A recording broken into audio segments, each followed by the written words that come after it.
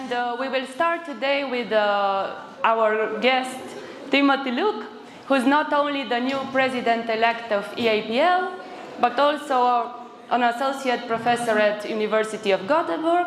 And he's very much interested in issues like deception or interviewing, but also in open science and replication and methodology. And I think the keynote of this morning will illustrate this interplay very well. Thank you. Thank you very much. Can everyone hear me if I'm using the mic like this in the back? Good? Great. Thank you very much. It's wonderful to see all of you here this morning. Thank you for deciding to spend your hangover together here rather than in bed. I appreciate it.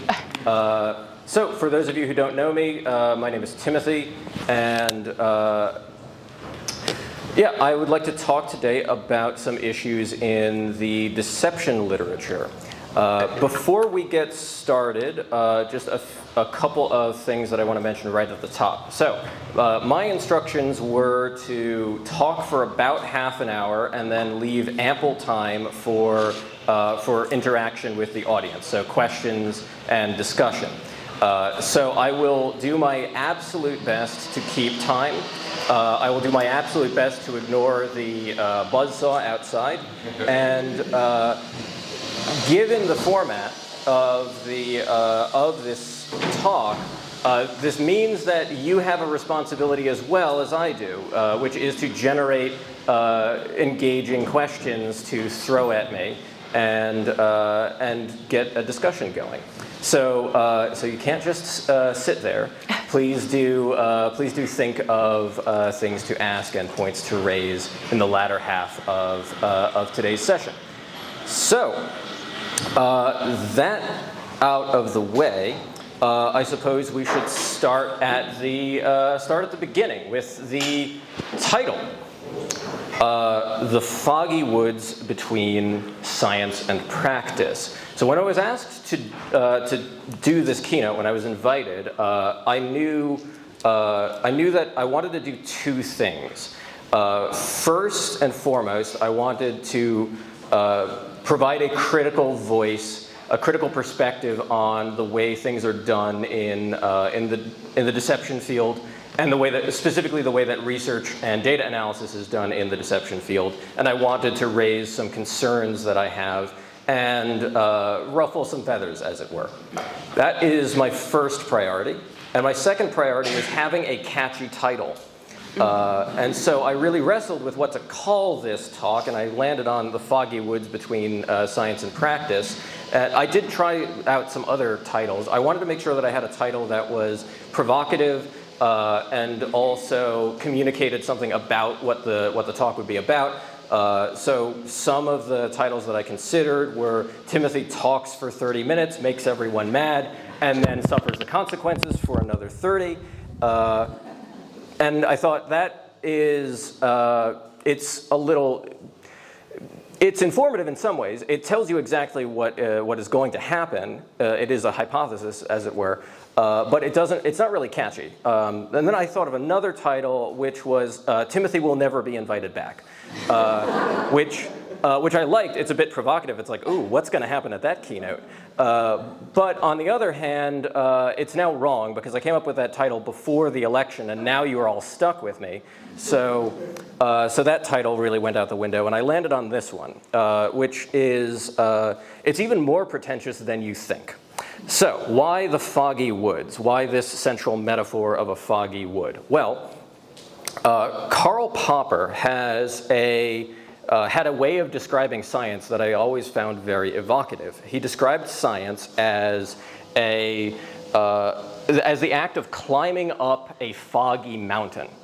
And the idea of climbing up a foggy mountain is, it's an interesting and provocative metaphor. The idea is that you don't know how close you are to the top. You don't know how close you are to your goal of reaching the peak. You don't know how far you are from the bottom, but you always know the direction of your movement. You know whether you are moving vertically, you know whether you are moving down away from your target, and you know when you're moving laterally. So it is a kind of grounded optimism about science. that we always have a sense of forward progress. We know when we are climbing, even though we don't know how close we are to the top. And I remember reading that as a young researcher and finding it really a beautifully succinct way of capturing the most wondrous parts of science, I thought at the time. And then as I got older, I realized I don't think this is right at all.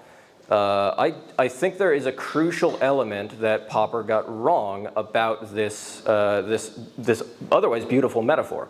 And that is he assumed that gravity would help you. Because gravity will tell you which way is down. It will give you an indication of which direction you are climbing. But imagine the plane were flat instead. Imagine it were a foggy wood instead of a foggy mountain. In a foggy forest, you don't know which direction you're going. You could spend a long time just wandering around in the wrong direction without knowing whether you are actually advancing toward your objective or toward some other place that you don't intend to go. The fundamental assumption of Popper's metaphor is that there are unequivocal signs in science of forward progress, that we can always tell when we are making progress and when we are not. But I don't think that is the case in all sciences and at all times. That feature, the feature of unequivocal signs of progress, that is something that we need to work toward. It is not an inherent feature of science. And I am concerned that, particularly in the deception literature, when we are studying deception cues, I think we are in a foggy forest, in the foggy woods, rather than on a foggy mountain trying to climb. I don't think that there are unequivocal signs of forward progress. And in fact, I think we might have been systematically misleading ourselves in a variety of ways. And that's what I want to focus on today. So, to provide some further context of where I'm coming from, let me very briefly talk about this paper, which I published a few years ago. Many of you who are deception researchers and familiar with this field will already be familiar with this paper, I hope. This is a long and complicated paper. I would encourage you to scan this QR code. I realize that is a little ridiculous, but that is a link directly to the DOI for the paper. It'll link you to a copy of the paper. Don't try to read it now. It's very long and technical, but it provides a better description of my arguments than what I'm going to try to summarize here right now. Because in the interest of time, I'm just going to fly through the arguments that I make in this paper, which I generally speaking refer to as Pinocchio, because the title is Lessons from Pinocchio, Cues to Deception May be Highly Exaggerated. So, the deception cue literature, so specifically the part of the deception literature that has been focused on examining cues to deception, and when I say cues to deception, I mean any observable behavior that is potentially related to the act of deception. So whether or not it actually is related to deception, I'm going to just kind of remain agnostic and use the term cue regardless of whether it is valid or not. But the literature on cues to deception is quite long and extensive. We have tons of data. People have been interested in human deception for a very long time, and we have about 100 years worth of accumulated data on cues to deception. It's not all accessible, but the published literature on cues to deception is extensive. So we have a lot of data, and even today, the most comprehensive meta-analytic review of cues to deception is the DiPaolo et al. Meta-analysis from 2003, which is it's a monumental piece of work. It's extensively cited. If you're a deception researcher, you know we all cite this thing all the time, even today. And in that review, DiPaolo and her colleagues examined just under or just over, I can't recall, about 150 different cues to deception. So lots and lots of different verbal, nonverbal, paraverbal kinds of behaviors that might be related to deception. The overall conclusion from that meta-analysis is that most behaviors are just not related to deception, at least not in any significant detectable way with the research that we had available at the time. But there are some cues that do distinguish between truthful and deceptive messages, but the effect sizes tend to be relatively small. So the effect size in this context refers to the magnitude of difference between truthful and deceptive messages. Those effect sizes tend to be relatively small. And this is the kind of predominant view for the last 20 years or so. As I said, even today, it is the most comprehensive review of cues to deception that we have. In 2019, I published this paper in which I reanalyzed those data from a more critical perspective, asking some questions about the kind of the health of the literature. This was, I mean, a few years ago.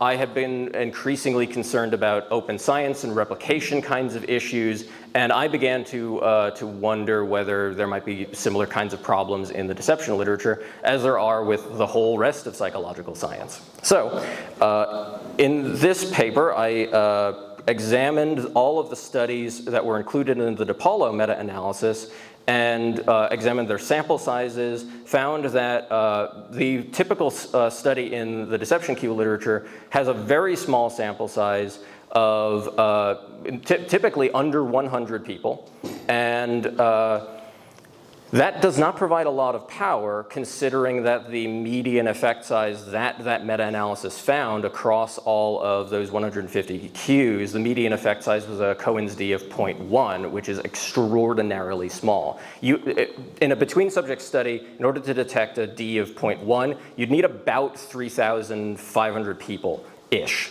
to have 80% power, which means that you're going to still miss 1 out of 5 times.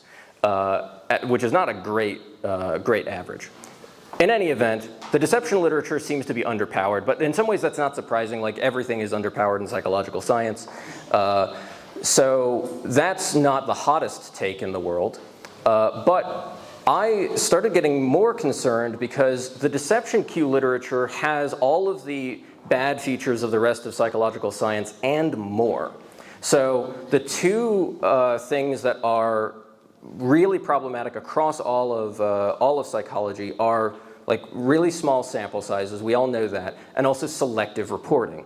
And by selective reporting, I'm lumping together a lot of different questionable research practices, including what we would call p-hacking, so like running a lot of statistical models and picking your favorite, stopping data collection after you've reached statistical significance, only reporting some of your dependent measures but not all of them, dropping conditions, collapsing conditions, all different flavors of selective reporting. These are all things that you've done and I've done and we all know that, that happen, but they are essentially concealed in the published literature, and they're problems. We know that they lead to false positives. We know that they lead to bias in effect size estimation. So we got that problem, but in the deception cue literature, we have an additional methodological feature that cuts across most of the literature that is even more problematic, and that is we have the capacity to code as many cues as we like. We are really only limited by time and effort. So when we have recordings of messages from people either lying or telling the truth, well, it's just a matter of time and energy that we're willing to put in to code more and more cues. We can code as many cues as we want once we have those recordings, which means that unlike in a typical experiment, let's say, where you have some, say, self-report data, and then you're just stuck with whatever measures you took at the time, well, you can take as many measures as you like once you've got a recording.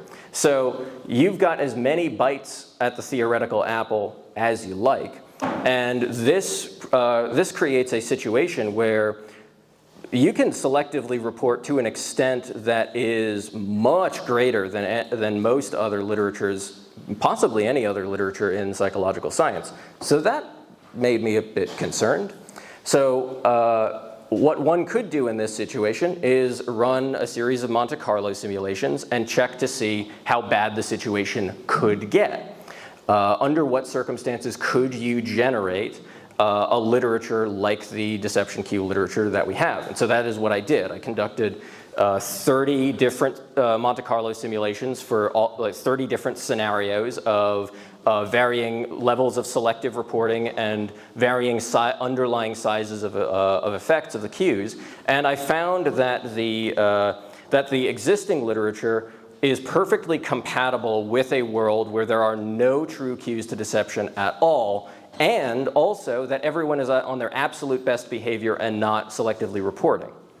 So those are two kind of odd assumptions. So first, we know that people are selectively reporting. There are clear signs in the literature, and I think we all know that there is selective reporting in basically every literature, including the deception literature. So that assumption we know to be false, so it can only get worse. But in addition to that, we have a literature that is perfectly compatible with 0 effect sizes across the board, so no true cues to deception, which means that we essentially have a literature that has been chugging along for about a century and has almost no informational value. So that's not even the point of this talk. That's just set up for the broader point that I want to make, which is coming up. But I want to provide this as an introductory context for my perspective. I'm already approaching the deception cue literature from a perspective where I'm not sure that we know much of anything, and that's after a quite considerable effort of research for a very long period of time. That is sort of my default perspective in approaching the literature. So it's only downhill from here because, as I said, this is just the warm-up. So in 2019, I concluded after these analyses that what we need to do is engage in more open science practices, make sure that we are maximally transparent, and make sure that we power our studies properly, that we are collecting enough data to actually arrive at meaningful conclusions. And this was a kind of tentative optimism insofar as there was a potential solution to the issues that if we do more research and we do it transparently, that we could arrive at better conclusions. I am no longer that optimistic.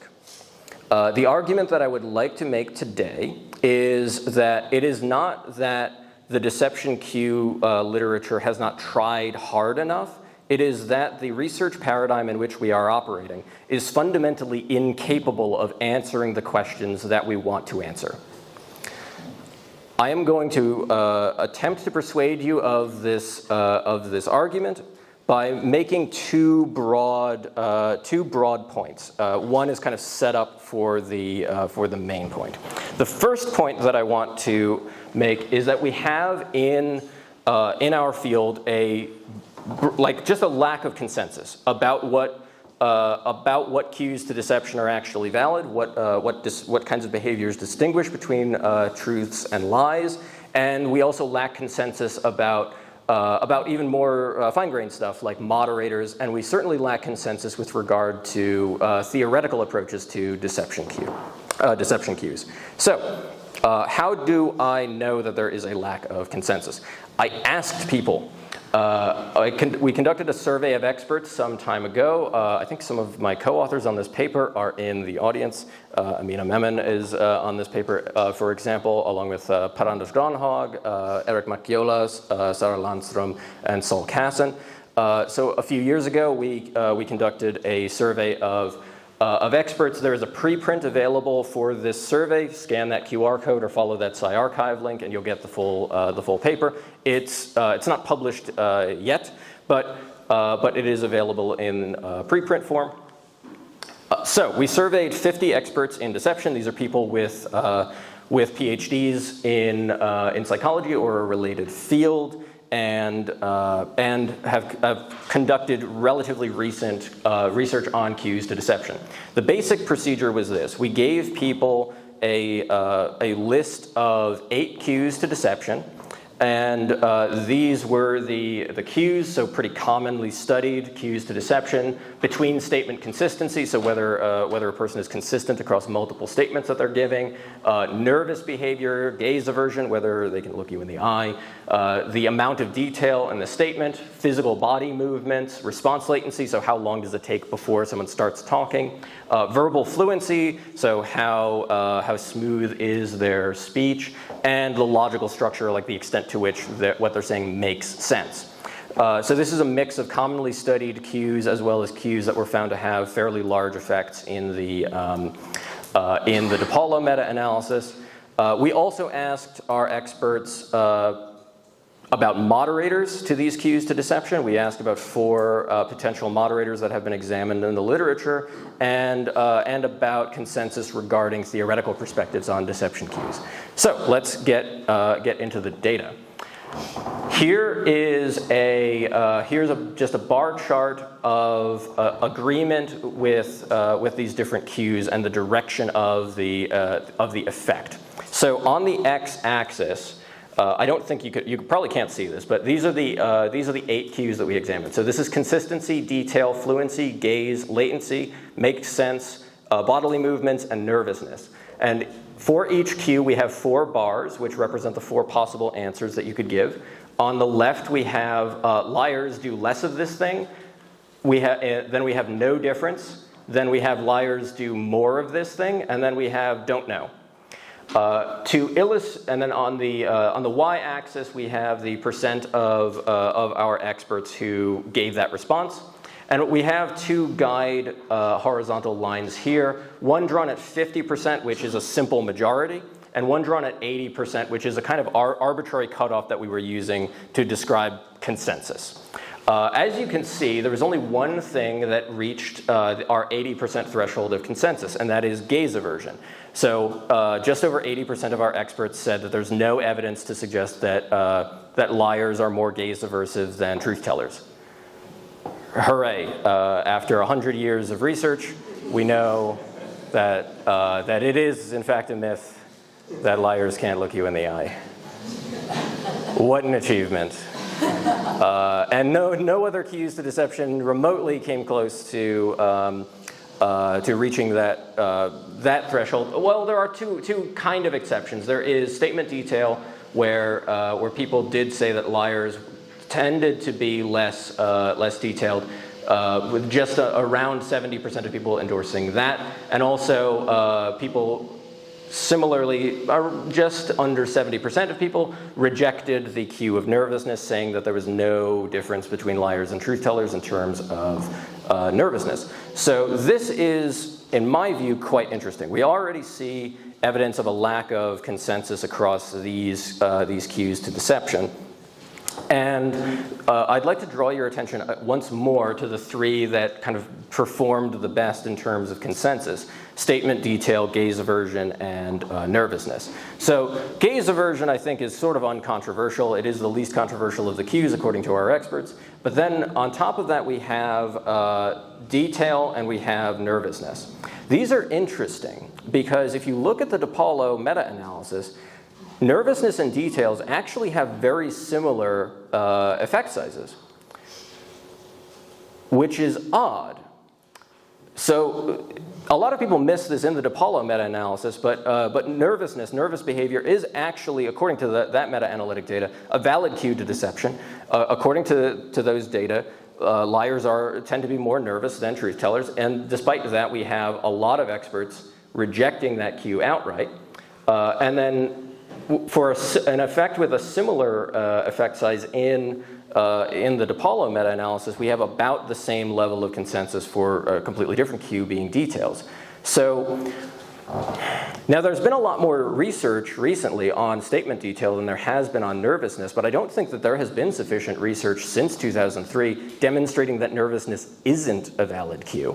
And yet our experts are asserting at nearly 70% of them are asserting that it is not a valid cue. So we're already seeing some signs that researchers, when asked, are giving answers that are sort of discrepant from the literature, which is an odd thing. And now this is not me standing up here and saying that nervousness is a valid cue to deception, as has been well established. I'm not sure that any of these are valid cues to deception, but I'm not sure where these experts are arriving at their opinions. We also, as I mentioned, looked at moderators. This is even harder to read, I am sure. So let me very quickly orient you to this. We've got 4 moderators. Each panel here is a different cue: consistency, detail, fluency, gaze, latency, movement, nervousness, and making sense. And we have 4 different moderators: cognitive load, motivation, preparation, and stakes. And the response options are liars become less or do less of this cue. There's no moderating effect. truth tellers become do less of this thing when this moderator increases, or don't know. Same kinds of guidelines on each of the panels, 50% and 80%. What you will notice is that really nothing reaches 80%, and very few things even reach a simple majority of like just basic agreement. And the modal response in almost all of these cases is that our experts are saying that there's no moderating effect. Essentially that the effect is stationary across these different types of moderators, which is interesting because we selected these moderators specifically because they're moderators that have been examined in the literature, and you would expect people to have a claim about them. And yet we just don't agree about what the moderators are. We furthermore see disagreement across theoretical perspectives. So we asked experts to rate the robustness of the science of different theoretical perspectives on deception cues. So we have microexpressions, the emotional perspective, leakage, arousal, attempted control, self-presentation, and the cognitive perspective. We've ranked these in descending order from left to right in terms of the frequency of people saying that there was little or no scientific support. So these are stacked bar charts. The different response options are little or no support, some support, moderate support, strong support, robust support, and don't know. So what you can see here clearly is that there are some perspectives that we, as a field, tend to reject to a large extent. Microexpressions, the emotional perspective, leakage, not doing super hot. They are not very popular. Although we still have some people who endorse these perspectives and think that the scientific literature does support them. And then as we move to the right and get toward the cognitive approach, we see slightly more agreement, but it is certainly not resounding agreement. The modal response here is that there is moderate support for our most popular perspective on deception. So this is really nowhere near what we would expect if we had a field that had broad theoretical agreement. So what are we to make of these results? Now, I don't think that consensus is necessarily it's not in itself a desirable outcome in science. Like, consensus is not scientifically meaningful in that it doesn't indicate anything about the truth value of the claims being proposed, but it is, in my view, output of a scientific literature. It is a symptom that you can use to diagnose what is going on in a literature. A field with very little consensus is a field that does not have a dominant paradigm or does not have a dominant theoretical perspective. And a field with strong consensus has a kind of core theoretical idea around which everyone is working. Here, it's not like everyone was saying that they didn't know. It's that everyone seems to have an opinion and that those opinions do not line up. So across our field, we have a lot of ideas of what works and what doesn't work, and we don't agree with each other. Now, you might be sitting there thinking, like, well, I don't agree with you, Timothy, and that's my point. We don't seem to have any broad agreement across this. And again, I don't think this is an indication of the truth value of any of these perspectives. Rather, I think this is a symptom of a problem, that we lack a theoretical core that we can all agree on and work around. We do have dominant research methodologies, but we don't really have a dominant theoretical perspective with basic premises that we can all uncontroversially endorse. This, I think, is a problem. Kind of, it's an indication of an upstream problem of a lack of theoretical development in the field. We've got a century worth of research and very little theoretical consensus, and this is a problem. It's a problem because of what it indicates about our field. How is it that we've been capable of generating this much research and just not agree about basic principles, except that liars, actually, they can look you in the eye? Is that the best we can do? Apparently, yeah. But fear not, I think I have an explanation, or at least part of an explanation for why this might have occurred.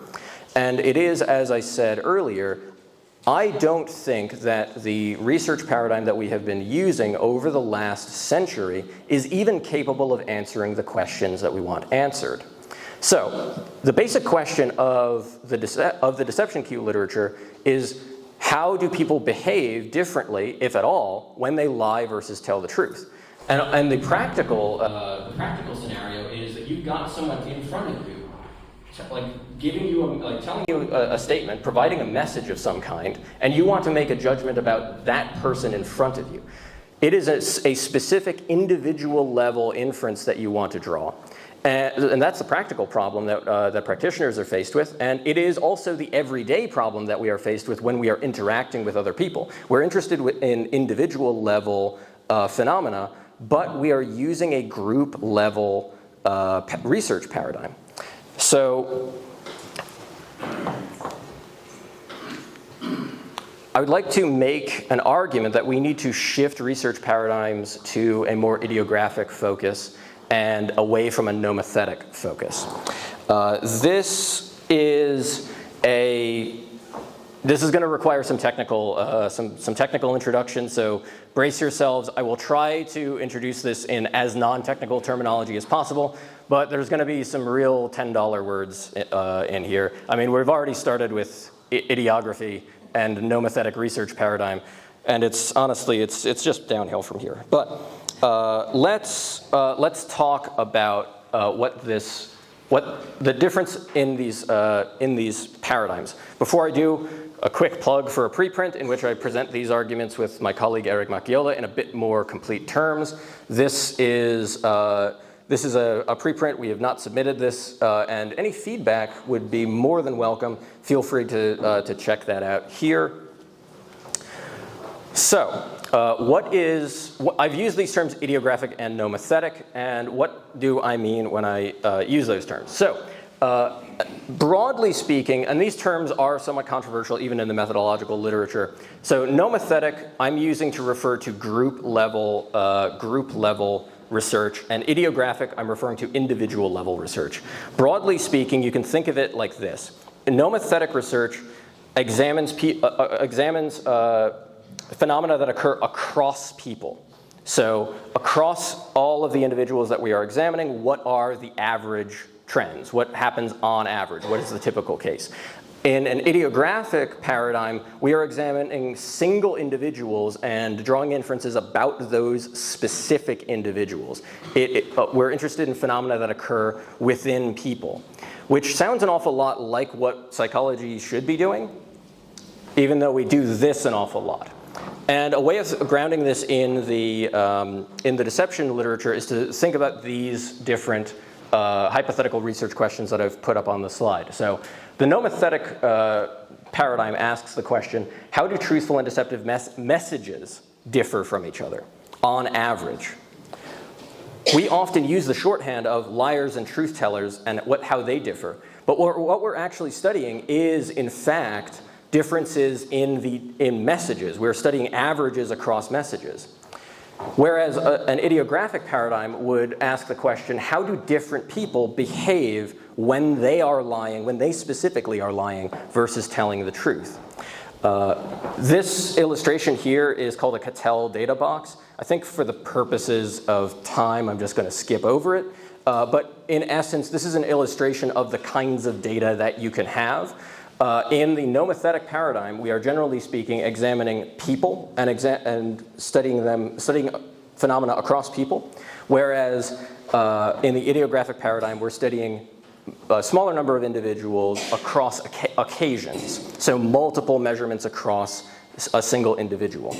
And some research fields in psychology, some sub-areas, have had successful idiographic research paradigms. A lot of our most successful psychological developments have been essentially idiographic.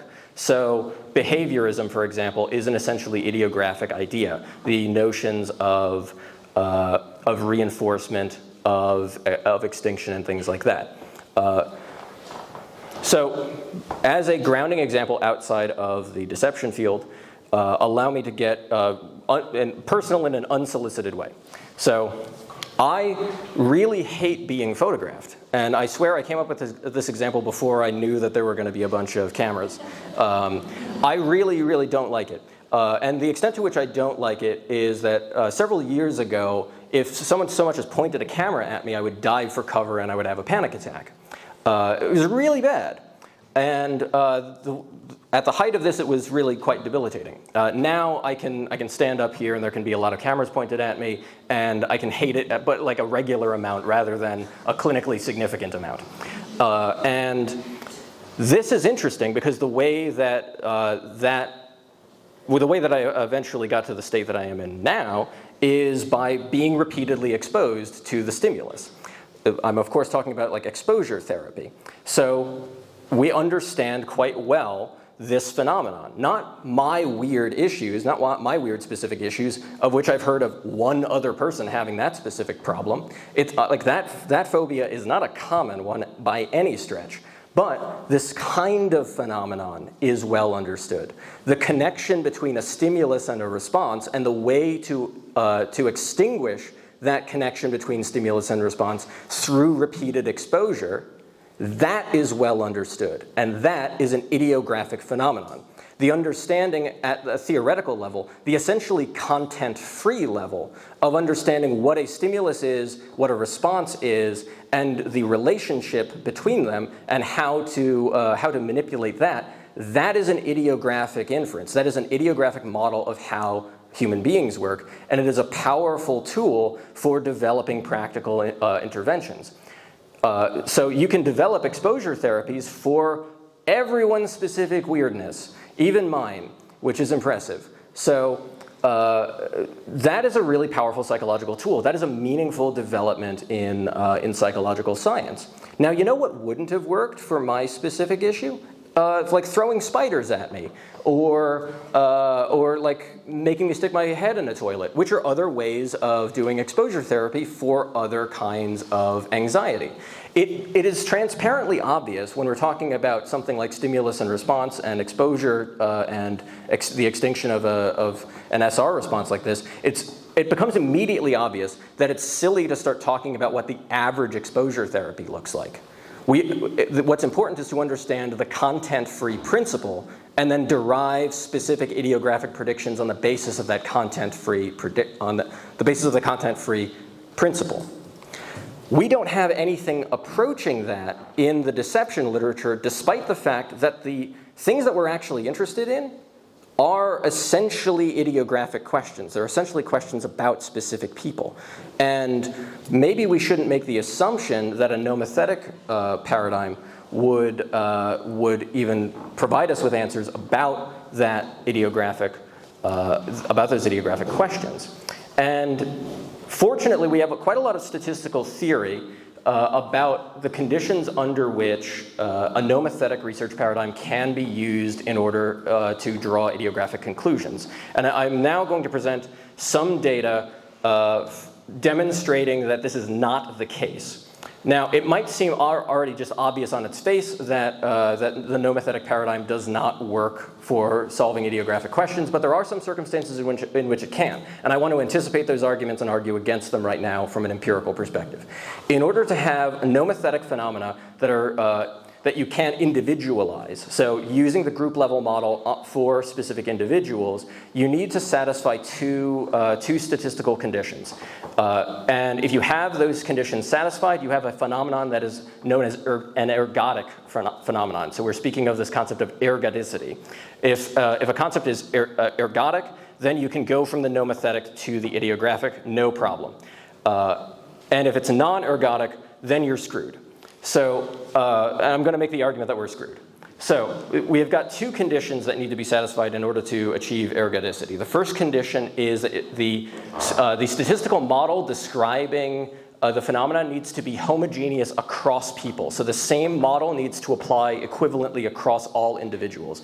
The statistical model in the deception Q literature is usually real stupid simple. It's usually just the standardized mean difference between truthful and deceptive messages. So this would be like saying every person has the same average effect of, let's say, nervousness. So everyone gets equally nervous when they lie or tell the truth. That might seem transparently not the case.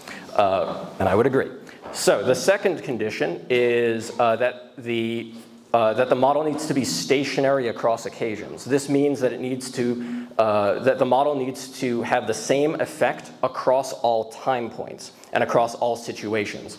So This would mean not only does everyone get equally nervous when they lie, they get equally nervous every single time that they lie, which also seems probably intuitively implausible. So an awful lot of psychological phenomena are non-ergodic. Most of them probably are. So even things as trivial as like habituation to smell, non-ergodic.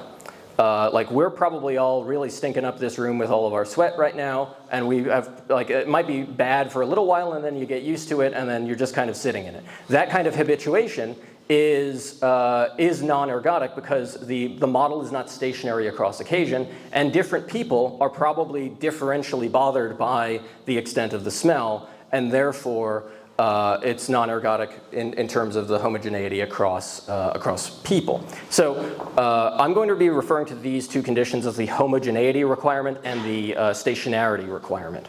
And I'm going to show you some data pretty quickly from different data sets that have been that are available to me, in which we can assess these two requirements for a variety of different cues. So let's start with an experiment by Laura Varmelink and Fliss O'Connell from earlier this year, in which they had 99 senders providing responses to an interview. There were 7 questions in the interview, and Laura and Fliss measure the number of details in response to each of these questions.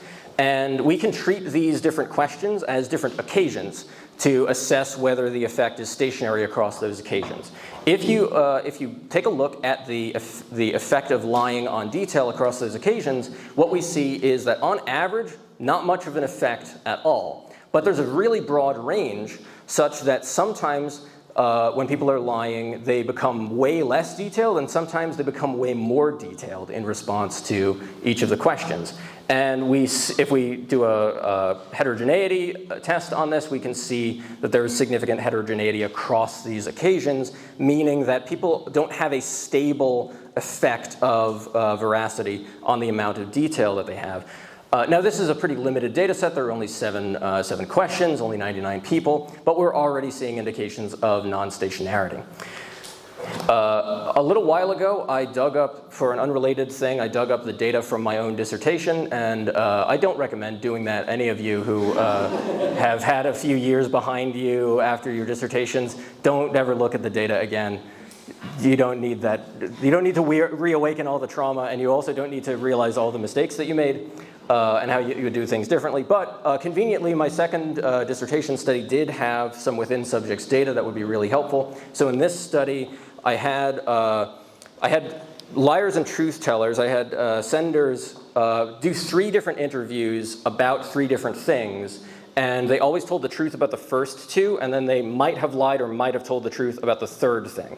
And each interview was divided into 3 sections. So we have 9 different occasions that we can look at. So here we can assess stationarity, and we can also assess homogeneity across people. So here, fit a linear mixed effects model examining the amount of detail in the statements. These are the random slopes. So this is like the specific effect for each person. And this is the specific effect for each of the interview phases. You can see that they are different. There is a distribution. There is variance. And in fact, quite a lot of variance. If we look at the distribution of effects for participants, it ranges from just about 0 to pretty large. Some people are completely unaffected by lying, and some people are really strongly affected by lying. And it just varies. And it also varies considerably across the different content. The different situations are producing different sizes of effects, meaning that we have got a violation both of homogeneity and of stationarity for detail, again, illustrated by these data. So, recently was a part of a mega-analysis in which we examined 6 prior deception studies. We had transcripts of interviews, and here we were able to examine the statement length, so just word count, for over 6,000 messages in 6 different studies with varying numbers of questions in each of the interviews. So if we treat each interview question as a different occasion and count the change in word count as a function of veracity, we see this. if this effect were stationary, the line should be flat. It is not. It's squiggly, which is the technical term for that. As you can see here, there's a considerable amount of heterogeneity in changes in statement length, meaning that in response to some questions, liars give longer statements, and in response to other questions, liars give shorter statements. Again, violation of stationarity. If we look at the Miami University Deception Detection Database, the MU3D by Lloyd and colleagues, we can also look at statement length. So here we've got 80 people giving a total of 320 messages. And here we've got enough within subjects data, so people lying and telling the truth within subjects, that we can examine the homogeneity requirement. Here we do indeed see a lot of variation across people, but it gets even more interesting because there are even more complex higher order interactions that I observed. So here, what you can see is on the x-axis the average truthful word count for each person. Each point is a specific person's effect size, so it's your very own effect for that cue. And on the y-axis is the measurement of the number of words that, on average, your statement changes as a function of you specifically lying. And so we can see that not only is there a considerable amount of variance across people in terms of, that's just in itself a violation of homogeneity, but we additionally have this interesting phenomenon where the average verbosity of a person, the amount that they talk, is correlated with the size of the effect. So people who are more verbose become even more verbose when they're lying, and people who are more withdrawn become even more withdrawn when they're lying. On average, there's loads of exceptions, but that seems to be the trend across the data. What's even more interesting is that this varies across some demographic variables.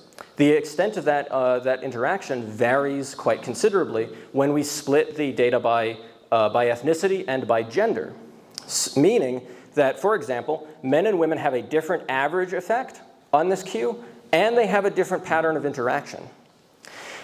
Now, I am not drawing any inferences here about causation between these demographic variables and this interaction pattern. I don't think it is necessarily the case. I can't think of a good reason why, for example, ethnicity would in and of itself change the pattern of interaction, except insofar as those variables correlate with differences in experience and a load of other factors. But the correlation in itself is enough to be troubling from a practical perspective, because it means that if we're using the nomothetic effect size, if we're using the average effect size across people to make policy recommendations, we are going to be systematically discriminating against some people in an unpredictable way. Some people will be screwed over, and we don't know who, and we don't know why. So that's good. We can also look at another study from a few years ago that has examined and provided open data for 14 different cues to deception. So in this study, there were 24 individuals, each of which told 24 lies and 24 truths. There was some missing data, so we've got just over 1,000 different messages, 14 different cues, a mix of verbal and nonverbal cues, and here's the list of cues. You can check them out yourself. Here we have the opportunity to examine both the homogeneity and stationarity assumptions. And we also, thanks to the large number of cues, we can get really fancy because we weren't fancy enough. We can here model the partial correlations between all of the cues that we have as well as veracity. Here I took a network modeling approach. So modeled the partial correlations between the cues and the partial correlation between the cues and veracity in order to calculate a number of things. So calculated a nomothetic network. So what does it look like cross-sectionally across all the messages? What are the correlations in the usual paradigm? And also, you can calculate a personalized network. With this much data, you can calculate a personalized network for each individual to examine your specific pattern of cues to deception versus another person's pattern of cues to deception. You can do fun things with those individualized networks. You can average them to get an average within subjects network. You can also calculate the variability across all of the individuals to get a sense of how badly the ergodicity requirements are violated. And you can also just visually look at those individualized networks. And we're going to do that.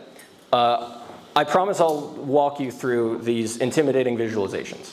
So here are some Gaussian graphical models of, these are the summary models. Now, we're not going to sit here and interpret all of the nodes and edges. Don't worry. In each of these networks, veracity is red. It's the red node.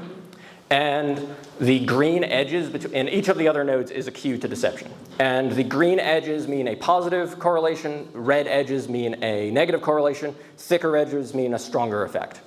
Except in this variability model, which I'll talk about in a second. So this here is a cross-sectional model. This is the normal nomothetic kind of approach. So looking across all the messages, how do things correlate with each other? And what we can see is that there are relatively weak connections between veracity and some of the cues, quite weak. And if we average across individuals, we also see some, we see a very similar kind of pattern, but we also see some differences between the cross-sectional network and the average within subjects network. Here, this is an illustration of the amount of variability across individuals. So the thicker the line, the larger the variance in the edge weight. So the larger the variance in that correlation across individuals. What you can see here is that there's a quite extensive amount of variation, both in the connections between cues to deception, as well as between the cues. The cue to cue correlations are also highly varied. And we can see that in a really pronounced way when we look at the individual networks. This is each person in this study. This is their specific pattern of cues to deception. You will notice they are different. And that's the point. Everyone has their own idiosyncratic way of communicating, and they have their own idiosyncratic pattern of cues, their idiosyncratic ways in which their behavior is correlated with whether they are lying or telling the truth, and more interestingly, from my perspective, a different pattern of correlations between cues, which suggests that any approach that naively tries to group cues together is going to be beset with the same kind of problems, because the meaning of cues, the meaning of groups of cues, varies across people. Meaning that you cannot attribute the same meaning of any given group of cues to, you can't assume that that means the same thing across people. Which is even worse for providing practical recommendations using the nomothetic framework. There are higher resolution versions of these images available in the online supplemental materials on the preprint. So if you got the link to the preprint, you can check out how these actually look. They look pretty bad, for which I apologize. But it at least hopefully gives you the clear sense that things are different across people. It varies a lot. So, what does all of this mean? As I said at the top, I think that this essentially means that we need to reorient the way that we're doing research. The nomothetic paradigm is simply not capable of arriving at conclusions that we want to arrive at in the deception cue literature. Because of the between subject, between individual variation, I don't think that we could ever really arrive at consensus, because what would we even have consensus about under this research paradigm? Consensus is a mess right now because our research literature is a mess, because we've been operating under a paradigm that fundamentally cannot answer the questions that we are asking. So we need to change gears. We need to, not even change gears, we need to change vehicles.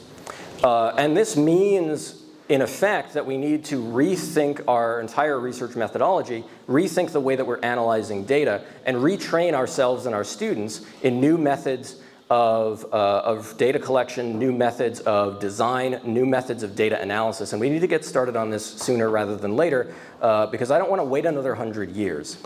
I would really, really like to arrive at a conclusion more than just gaze aversion, not actually legit. And but I'm very, very, very tentatively optimistic that a paradigm like this could arrive at meaningful conclusions. The data that I used here to demonstrate that ergodicity is not satisfied with loads of cues to deception, that data came from a nomothetic paradigm but was analyzed in an idiographic approach. But that's highly imperfect. We can't get by just doing that. What we need is data that is developed specifically for idiographic analysis, and that means really shifting the way that we do things. I think I've probably gone massively over time because we all knew that was going to happen.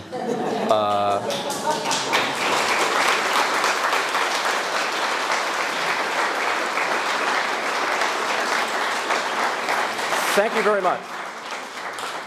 We have, oh my God, seriously no time for meaningful engagement. Maybe I can take 1 or 2 questions, and then I'm happy to sit out in the courtyard or whatever and get yelled at for making everyone mad. Let's take some questions. Yeah, Pekka. Yeah, thanks for a really excellent presentation. I have one comment and then one question. So my comment is that, I don't know if your analysis is cause for being depressed, because I think it's a really powerful message for practitioners that we don't have functions for deception. I mean, that's really something that you should push to police officers and other individuals who are assessing individuals in these forensic contexts. So that's an important and positive message of, we can make a change. Yeah. So we can, have people avoid making mistakes. Yeah. My question is really about the, to what extent, how do you envision this idiographic approach if you collect that kind of data to be more applicable? Because the Nomothetic approach is, in principle applicable if, you outline problems. But, in the practical settings, for example, for police officers or other settings, so I have really hard time imagining how you would, collect data, idiographic data that you could apply in practice. Yeah, I've had a very similar thought, and my short answer is I don't know. But I don't know in a kind of fun and exciting way, because I don't know what we're going to discover when we do this properly. We might find things that are applicable, or we might strengthen the general conclusion that this cannot be done in practice, and that you need to reorient for in a completely different way and attempt to make credibility assessments in a really fundamentally different way. But we won't know that until we try. But I completely agree. I have a difficult time imagining that, but I don't know if that's an inherent property of deception cues or whether that is a failure of my imagination. And I'm excited to see which it is. Yeah, Irina. No, I'm just seeing it probably sitting earlier. Go ahead. No, did you ask for okay. Please. Sorry. No, I was just, actually it's more of a thought, and I would like to hear your feedback, because back to the woods, I don't actually think we are in Foggy woods. I think we're in a Foggy botanic garden isolated somewhere, because I think practitioners are the real people in the woods. And we should be asking them which way to go. We should be asking them what do they appreciate, the averages that we are doing, or more case-based. But we, as scientists, want our arrogant approach to do whatever fuck we want to do, and what we find interesting, or what we are curious about. So this discrepancy has been existing for so long. So is that maybe what you're suggesting? Well, and we are more in contact with practice, or asking what is the need? I mean, I think to be sure, more contact with practice is probably a good idea for answering those kind of practical issues. Like we want to know what problems that we want to solve.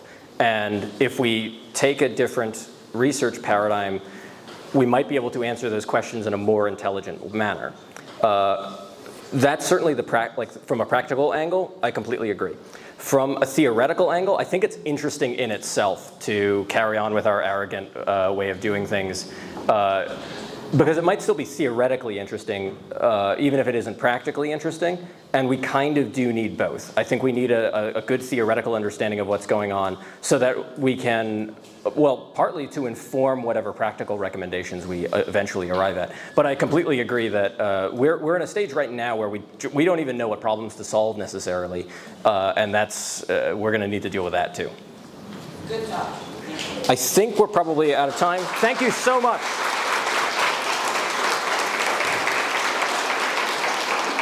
Thank you very much.